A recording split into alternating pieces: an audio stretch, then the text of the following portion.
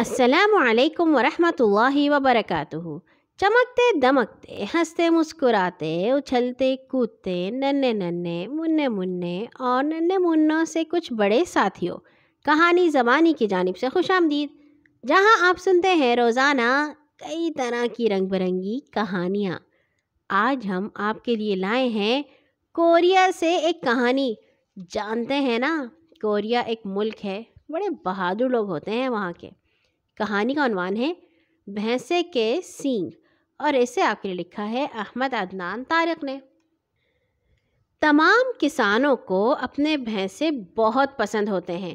انہیں پتہ ہوتا ہے کہ ان سے کتنے کام کیے جا سکتے ہیں، لیکن یوں نہیں، اگرچہ ابھی بچہ تھا مگر وہ ایک کسان کا بیٹا تھا، پھر بھی اسے دنیا جہان کے باقی جانور پسند تھے، مگر بھینسے اسے بالکل پسند نہیں تھے۔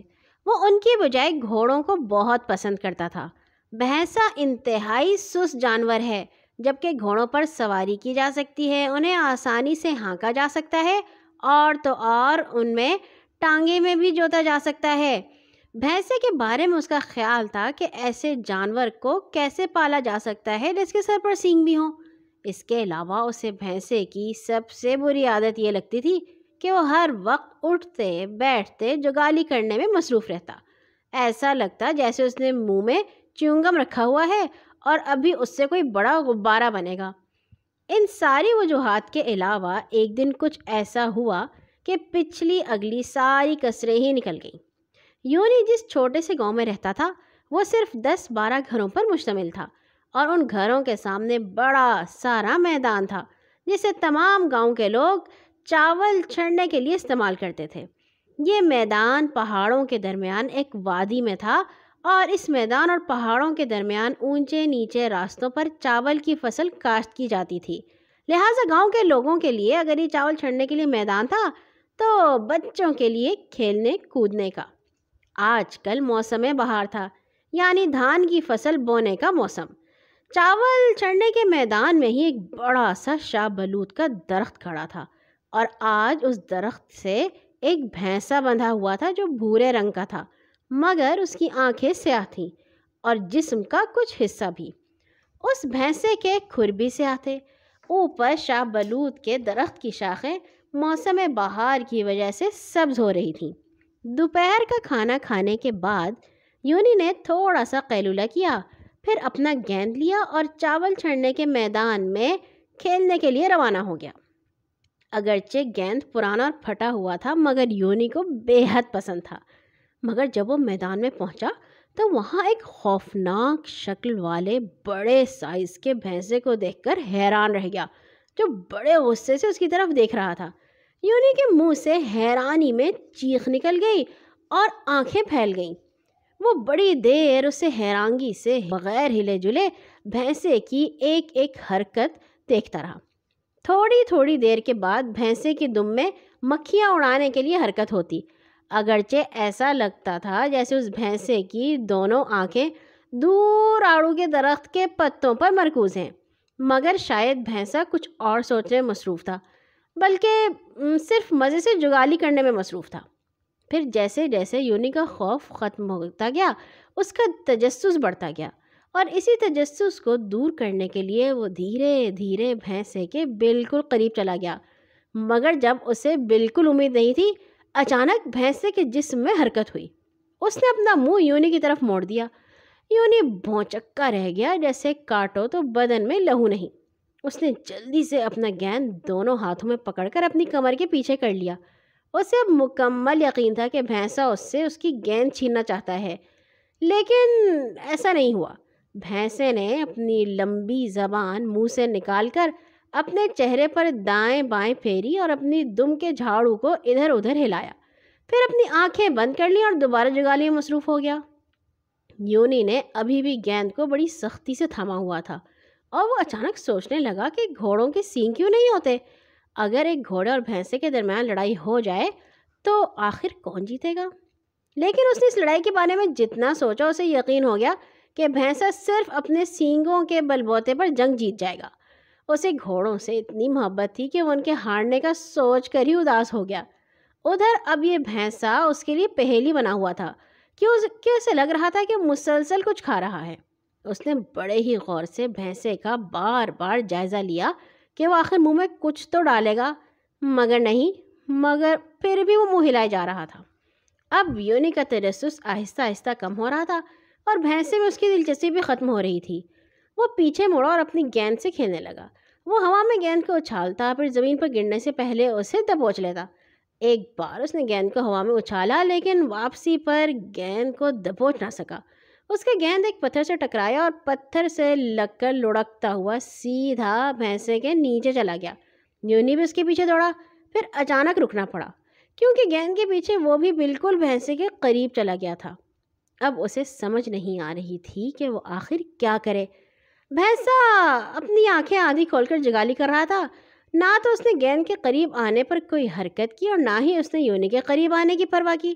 یونی کو بھی یقین تھا کہ بھینسے کو پتہ ہی نہیں چلا کہ گیند اس کے نیچے چلا گیا ہے۔ وہ ترکیبیں سوچ رہا تھا کہ کس طرح گیند کو واپس حاصل کرے کہ بھینسے کو پتہ بھی نہ چلے۔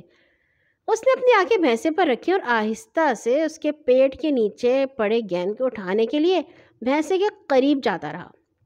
وہ گھٹنوں کے بل جھکا اور اپنی سانس روک لی، لیکن اس سے پہلے کہ وہ گیند کو اٹھائے، اچانک بھینسے نے بڑے زور سے اپنا سر ہلایا اور زور سے ڈکارا اور ساتھ ہی اپنی دم سے جیسے جھاڑو پھیرا۔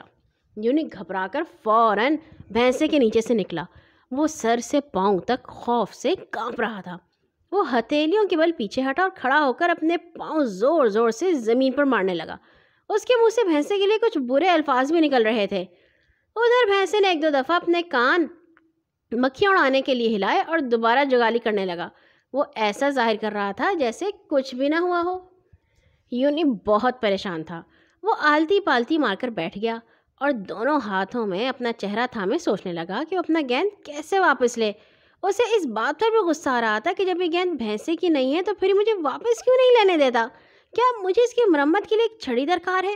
لیکن اگر میں چھڑی لینے چلا گیا تو بھینسا کہیں میری گیند نہ چھپا لے۔ اب میں کیا کروں؟ وہ جتنا سوچتا گیا اتنا بے قرار اور ناراض ہوتا چلا گیا۔ یونی نے بھینسے کی آدھی کھلی آنکھوں میں جھانکنے کی کوشش کی۔ وہ اس وقت اونگ رہا تھا، بلکہ اس کی آنکھیں اب تقریباً مکمل بند ہو رہی تھیں، لیکن سوتے ہوئے بھی وہ مسلسل جگالی کرنے میں مصروف تھا۔ یونی نے سوچا کہ یہی وہ وقت ہے جب وہ اپنا گیند واپس حاصل کر سکتا ہے۔ اس نے احتیاطاً دوبارہ بھینسے کی طرف دیکھا۔ بھینسا گھٹنوں کے بل زمین پر بیٹھا سو رہا تھا۔ یونی نے دوبارہ ہاتھ بڑھایا، لیکن اچانک کوئی اشارہ دیے بغیر بھینسے کی دم دوبارہ ہلنی شروع ہو گئی اور اس کی ایک چھل یونی کے گال پر پڑی۔ اس کی درد کے مارے چیخ نکل گئی۔ اس نے ایک ہاتھ اپنے دکھتے گال پر رکھا اور تڑپتا ہوا بھینسے سے دور چلا گیا۔ اس کے گال پر شدید جلن ہو رہی تھی اور سانس لینا بھی مشکل ہو رہا تھا۔ خود بخود اس کا منہ ایسا بن گیا جیسے ابھی وہ دھاڑے مار کر رونے لگے گا۔ اسے ایسا لگ رہا تھا جیسے خواب میں وہ کسی شیر سے لڑتا رہا ہے اور اب زخم اسے تکلیف دے رہے ہیں۔ وہ درد اور خوف سے کانپ رہا تھا، پھر بھی آنکھوں میں آنسو بھر جانے کے باوجود اس نے منہ سے کوئی آواز نہیں نکالی۔ لیکن آہستہ آہستہ اس کا خوف ڈر غصے میں تبدیل ہوتا چلا گیا۔ اس نے نفرت سے بھینسے کو گھورا۔ غصے سے اس کی آنکھیں شعلے برسا رہی تھیں۔ اب اس کا ارادہ تھا کہ اندھا دھند بھینسے پر حملہ کر دے، لیکن پھر آخر اس کے اندر سے ایک منہ بزورتے بچے کی آوازیں نکلیں۔ بے وقوف بھینسے، تم میری گیند واپس کیوں نہیں کرتے؟ یونی نے اپنی دونوں مٹھیاں بھینچی تاکہ بھینسا کوئی خوف کھائے، مگر اسے پتا تھا وہ جو کچھ بھی کر لے بھینسا اس سے نہیں ڈرنے والا۔ وہ شاید یونی سے ڈر جاتا اگر اس کے سینگ نہ ہوتے، لیکن سینگوں کی موجودگی میں تو بھینسے کو ایک آدھ مکہ مار بھی دے بھینسے کے قریب نہیں جا سکتا تھا۔ ادھر بھینسے میں پھر حرکت ہوئی۔ اس نے مزے سے اپنی زبان منہ سے باہر نکالی اور اپنے منہ پر پھیری اور پھر اپنی آنکھیں بند کر لی۔ اب یونی کے گال پر لگا ہوا سرخ نشان یوں لگ رہا تھا جیسے کوئی بڑا کینچوا رینگ رہا ہو۔ یونی کا ہاتھ بے اختیار اس کی گال کو سہلا رہا تھا۔ آخر اس سے برداشت نہ ہو سکا۔ اونچی آواز میں بھینسے کو روتے ہوئے کہنے لگا، میں اپنے بابا کو بلانے جا رہا ہوں، آ کر تمہاری طبیعت ٹھیک کریں گے۔ پھر اس نے ایک دفعہ پھر بھینسے کو گھورا، اپنے ہونٹ سے کوڑے، مڑا اور گھر کی طرف بھاگ گیا۔ جب وہ گھر پہنچا تو اس کے ماں باپ کہیں جا چکے تھے، صرف باورچی بابا باورچی خانے میں کھانا بنا رہے تھے۔ یونی نے کھانا پکنے کا انتظار کیا، پھر بابا کو لے کر بھینسے کے پاس پہنچا تاکہ اس کا گیند مل سکے، لیکن جب وہ دونوں چاول چھڑنے والے میدان میں پہنچے تو بھینسے کے گلے میں ہل بندھے ہوئے تھے جو وہ چاولوں کی فصل والی زمین میں چلا رہا تھا۔ بھینسے کا مالک اس کے پیچھے پیچھے تھا اور اسے تیز چلنے کے لیے ششکار رہا تھا۔ باقی پورا میدان کھلا اور خالی تھا، یونی کہ گیند کا البتہ دور دور تک کوئی نام و نشان نہیں تھا۔ اور یہاں ہوئی ہماری کہانی ختم۔ آپ کا کیا خیال ہے، وہ گیند آخر کہاں گئی؟ کل آئیں گے انشاءاللہ ایک اور نئی کہانی کے ساتھ۔ ہر نماز کے بعد اپنے لیے اور تمام مسلمانوں کے لیے دعا کرنا مت بھولا کیجیے۔ اللہ حافظ۔